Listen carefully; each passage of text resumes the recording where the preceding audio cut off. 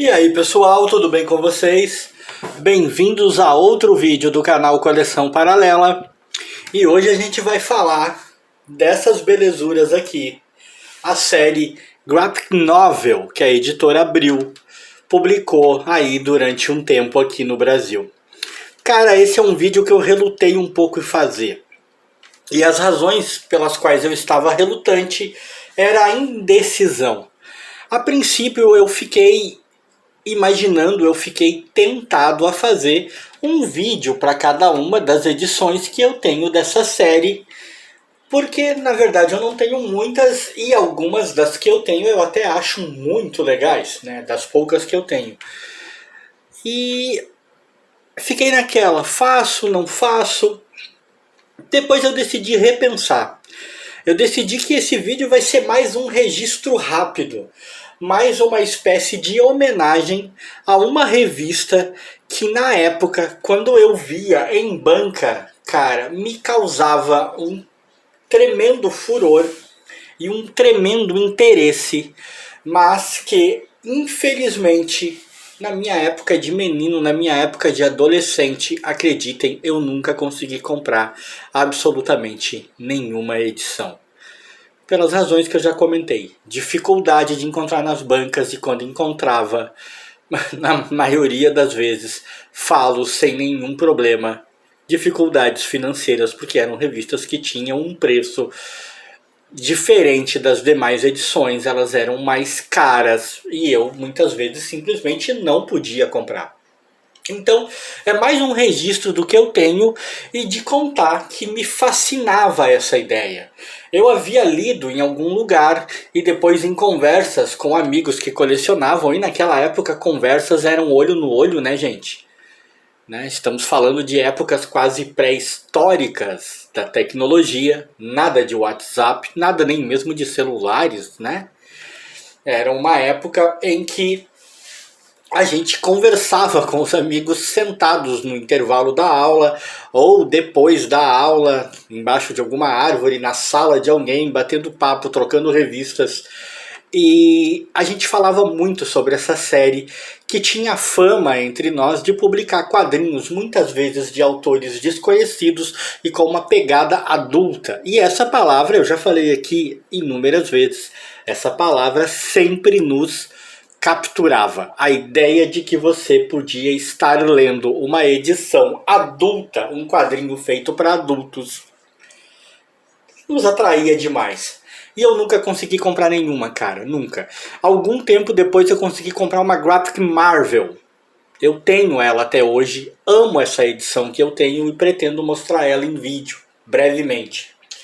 Mas a pegada já é outra, né? Como o próprio nome diz. A Graphic Novel se dispunha a publicar vários estilos de história e vários autores, enquanto na Graphic Marvel eram histórias da Marvel, obviamente. E quando eu encontrei aquela que eu tenho até hoje, eu amei, eu comprei sem pensar duas vezes. Anos mais tarde acabei comprando mais uma, eu acho. Mas você não se sentia, eu pelo menos, né, não me sentia completo, porque ela não era as famosas Graphic Novel que eu tanto via. Então, sem enrolar muito, como eu disse, eu só queria fazer essa menção, eu só queria falar dessas revistas que eu tanto quis na época. Deixa eu mostrar aqui o que eu tenho. Eu tenho essa aqui, que inclusive é um relançamento feito na época, né? Tipo, nitidamente uma revista que calhou e depois foi relançada nas bancas. É a Graphic Novel número 9, né, da série Graphic Novel, a edição 9, chamada A Era Metalzoica, do Kevin O'Neill. Essa é uma história que eu vou dizer assim pra vocês. Boa, muito boa, divertida pra caramba, eu curti demais ler essa história, mas você precisa se despir um pouco da contemporaneidade, vamos dizer assim. Você precisa ignorar alguns conceitos aqui. Você precisa lembrar que na época em que isso aqui foi publicado, essa ideia de futuros assim totalmente distópicos e o mundo né, ou mundos em geral dominados por outras espécies, robôs, ou animais evoluídos, ou como neste caso aqui, robôs animais evoluídos. Essas ideias na época eram realmente muita novidade, né? Na época dos quadrinhos, elas ainda tinham aquele quê de criatividade que hoje em dia já não tem, né, cara? Já não é mais essa pegada. Hoje em dia parece muito clichê, mas na época ainda tinha essa aparência, ainda tinha essa característica, e essa história é toda calcada em um futuro, em um planeta Terra, onde os seres humanos há muito tempo não são espécie dominante, muito pelo contrário, são minoria, são espécie dominada em franca extinção, e o planeta é dominado por máquinas evoluídas que têm forma de animais. É basicamente isso. E a história se desenrola com um personagem principal, esse cara aqui, né? O Armageddon, que é uma espécie de símil robótico que tem uma gigantesca missão que envolve, inclusive, né, ele tem, vamos dizer assim, o destino, ele está predestinado a cumprir uma missão da qual, inclusive, a sobrevivência da própria raça humana, embora ele não pareça ligar exatamente muito para isso, depende. E a história vai evoluindo de tal maneira a ele cumprir essa missão. São desenhos muito bons, algumas das criaturas realmente são muito criativas. A protagonista da história, eu sinceramente não tenho certeza, e quando eu digo não tenho certeza é porque de tal maneira a história se desenvolve que chegou a incutir essa incerteza em mim, tá? Se a personagem humana da história, ela foi concebida para ser a protagonista de fato, ou se o Armageddon é que é realmente o protagonista. Os dois dividem o protagonismo quanto a isso, não há dúvida, mas o personagem do nosso símio robótico é de tal maneira atraente que, se a ideia era que a gente torcesse muito mais pela mulher, pela humana, do que por ele, pelo menos no meu caso, isso falhou miseravelmente. Porque eu torcia mesmo era por ele, né, cara? Eu achei ele foda demais. Então, é uma história muito boa. É uma história com as características da época. Essa edição aqui foi publicada em março de 89 e é uma das melhores que eu tenho. Depois, a próxima é essa daqui. Ela já apareceu rapidamente num vídeo que eu fiz, que foi quando eu fiz o vídeo das aquisições que eu fiz no Sebo do Messias, em São Paulo. É a Graphic Novel número 16, O Sombra, 1941. É uma história do Danny O'Neill, do Michael Kaluta e do Russ Head. E, cara, eu tenho um problema com essa história. Vou dizer por quê. Eu adoro o Sombra. É um dos meus personagens oriundos da era Pulp prediletos. Eu gosto demais desse cara. E essa história aqui, embora conte com grandes artistas e uma arte fenomenal, a arte é fenomenal. Antes que eu me perca, deixa eu mostrar aqui, tá? Essa é de outubro de 89. A arte é realmente espetacular. A colorização também é perfeita, é muito boa. Mas a história, cara, não conseguiu ser o que eu esperava. Sabe aquela sensação de que você sentou num carrão muito potente, lindo, luxuoso, mas quando você ligou o motor não tinha a potência que você esperava? Ele não desenvolve como você gostaria? Então, a premissa dessa história é muito focada naquele lado místico astrológico que a gente tanto ouviu falar que os nazistas tinham, né? Principalmente ali aquela cúpula que cercava o Hitler, que tanto influenciava ele mesmo. E por alguma razão eu achei os ganchos, eu achei os nós que entrelaçam a trama E aqui tá até dobrado, ó. Eu achei isso, sabe, um tanto fraco, um tanto mal desenvolvido. Me pareceu uma premissa um pouco tola para justificar tudo o que aconteceu aqui. E a maneira como a história foi conduzida também em alguns pontos acabou me decepcionando. Eu saí da leitura dessa revista não com uma sensação de completa decepção, não achando que eu tinha investido mal o meu dinheiro. Eu saí dessa revista ainda feliz porque tinha adquirido uma edição do Sombra, que, se não me engano, atualmente é a única edição que eu tenho com o Sombra, mas com a sensação de que eu comprei aquele carrão bonito que não vai desenvolver tanto quanto eu gostaria. Mas eu estou muito feliz por ter na coleção e ainda recomendo. A próxima é a graphic novel número 24, Dead End, na velocidade dos anos solitários, do Sayer. Cara, eu lembro de ter visto o anúncio dessa em revistas em quadrinhos na época, né? E ela me chamava a atenção demais. Toda essa coisa com essa estética noir, né? Sempre chama a atenção e me chamava muito a atenção, né? Então, claro que eu queria muito ler. Essa já é de dezembro de 90, tá? E eu, sinceramente, nunca imaginei que um dia eu teria a chance de ler essa revista. Eu tinha dado ela por perdida. Eu pensava, cara, deve ser fantástica, olha só.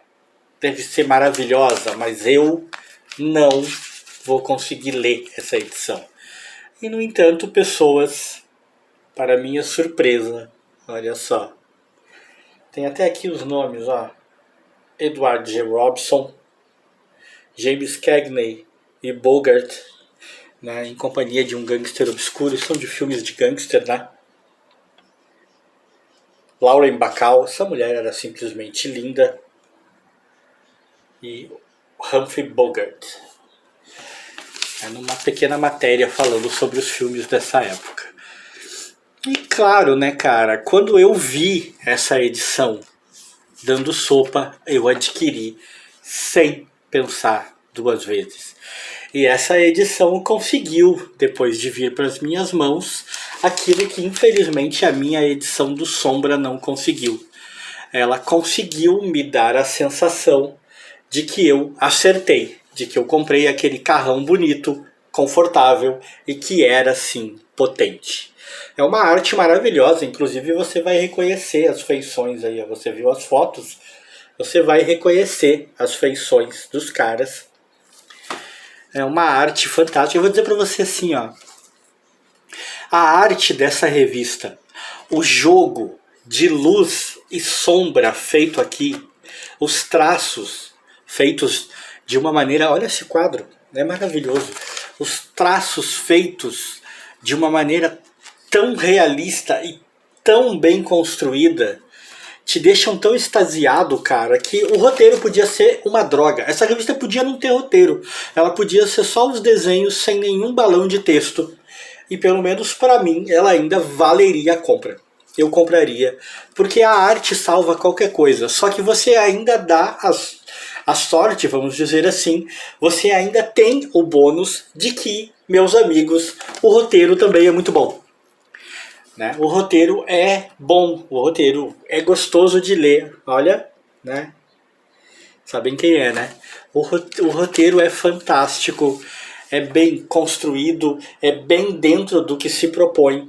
Talvez não seja o roteiro mais maravilhoso que alguém já leu na vida, mas ele cumpre o seu papel de fazer com que você não fique com a sensação de que a revista só valeu a pena porque a arte é quase inigualável. Dead End é uma das melhores coisas dessa série graphic novel da Abril. E olha que eu perdi muita coisa, hein?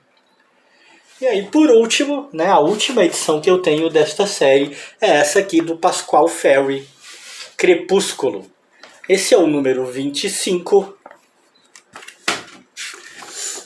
que deve ter por aqui em algum lugar, mas é dos anos 90 também, né? Com certeza. E é de todas a menos interessante, pelo menos pro meu gosto, tá? Já começa que caiu a qualidade das páginas, né? As páginas aqui já passaram a ser aquele papel mais puxado para o papel jornal. E a arte do cara não me agrada. Eu até sei, né, que é coisa do Pascoal isso. Eu até sei que ele está desenhando dentro daquilo que sempre foi a proposta dele, mas não consegue me agradar. E quando não consegue te agradar, você, né, tem esses problemas. Embora este seja um caso em que a premissa, a ideia do roteiro em si, até consegue salvar um pouco a história.